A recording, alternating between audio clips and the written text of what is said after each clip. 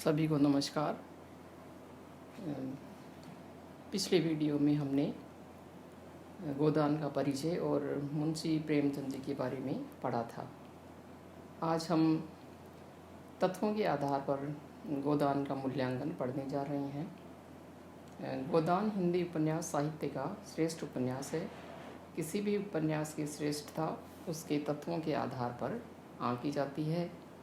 उपन्यास के प्रमुख तत्वों में कथा वस्तु, चरित्र चित्रण, कथोपकथन, वातावरण एवं भाषा शैली को विशेष स्थान प्राप्त है। इन तत्वों के आधार पर गोदान का मूल्यांकन करें तो वह एक सर्वश्रेष्ठ उपन्यास है। तो सबसे पहले हम देखते हैं कथानक। गोदान का कथानक विस्तृत है। इसमें शहरी और ग्रामीण दोनों कथाओं का चित्रण किया गया है। पूरे उपन्यास में आर्थिक विषमता का वर्णन किया गया है एवं शोषण का वर्णन है। शहरी और ग्रामीण दोनों प्रकार के पात्रों का इसमें चित्रण किया गया है। गोदान की कथा वस्तु में रोचकता है, प्रवाह है और सरसता है।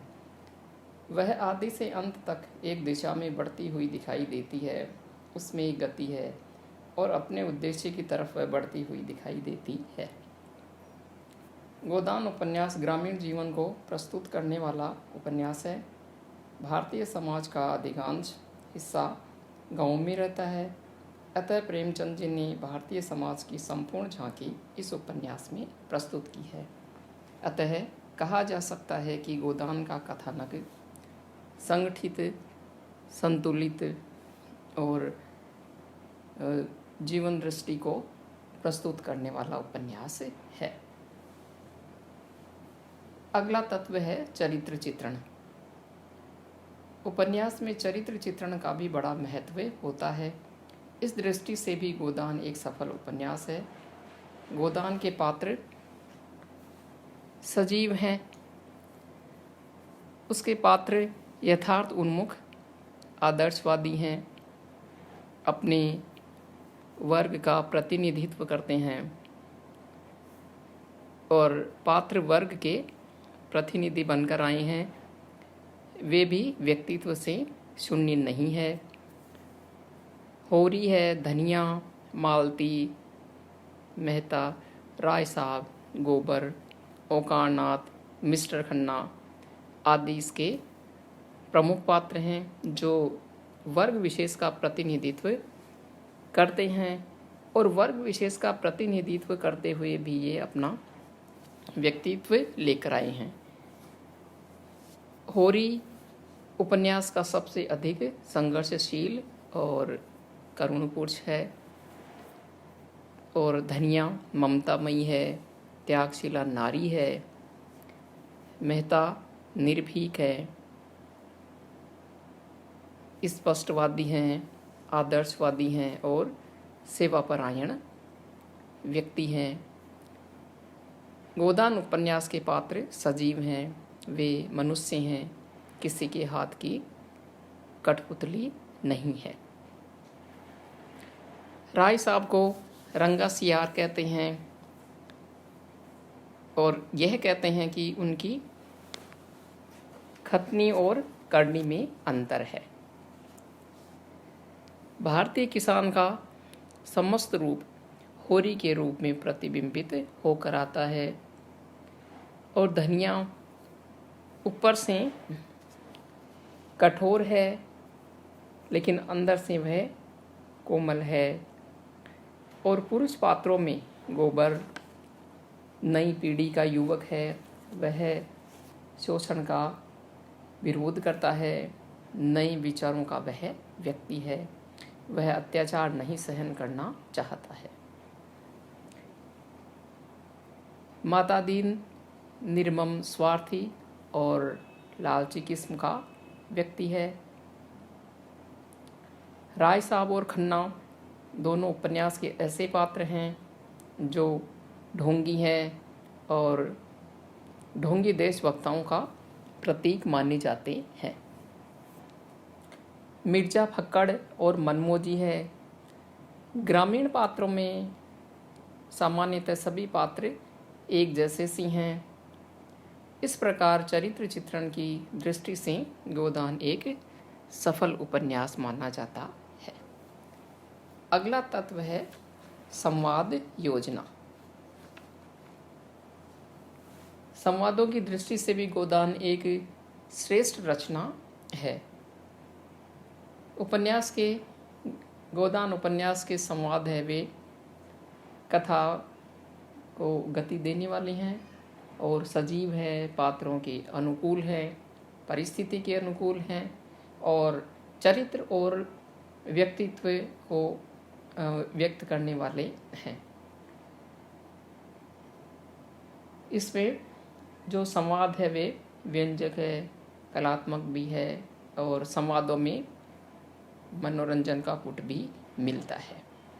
झुनिया और गोबर के प्रेम प्रसंग में कई बार जो वार्तालाप है वह न केवल मार्मिक है, सरस और रोचक भी बन पड़ता है। इसलिए कहा जा सकता है कि गोदान उपन्यास की संवाद कला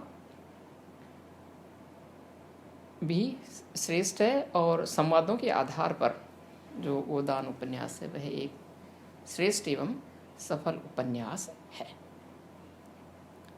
अगला तत्व है वातावरण। वातावरण को देखकर लगता है कि प्रेमचंद जी ने अपने युग और समाज को बड़ी गहराई से देखा है और महसूस किया है। यह सब गोदान में दिखाई देता है। वातावरण चित्रण में ग्रामीण जीवन के चित्रण मिलते हैं और यथार्थवाद के चित्र भी देखने को मिलता है। ग्रामीण जीवन के चित्रों की यथार्थता तो उपन्यास में स्थान स्थान पर देखी जा सकती है। उदाहरण के लिए लू चल रही है, बगुले उठ रहे हैं, धरती तप रही है, मगर किसान अपने खलियान में कार्यरत है। कहीं मढ़ाई हो रही है, कहीं अनाज ओसा जा रहा है। यह किसान के खलिहान का वर्णन है, गांव का वर्णन है। अगला जो तत्व है वह है भाषा शैली। गोदान की जो भाषा है वह मिली जुली मानी जाती है, अर्थात मिश्रित भाषा है और कहीं कहीं पर संस्कृत की शब्दावली भी देखी जा सकती है। गोदान में मधुरता और साहित्यिकता है भाषा की दृष्टि से और मनोरंजक भी है। संस्कृत शब्दावली का भी प्रयोग किया गया है।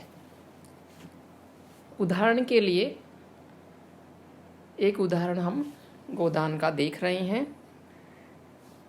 वह अभिसार की मीठी स्मृतियां याद आई जब तक अपने उन्नत उसासों में, अपनी नशीली चितवनों में मानो अपने प्राण निकालकर उसके चरणों पर रख देता है।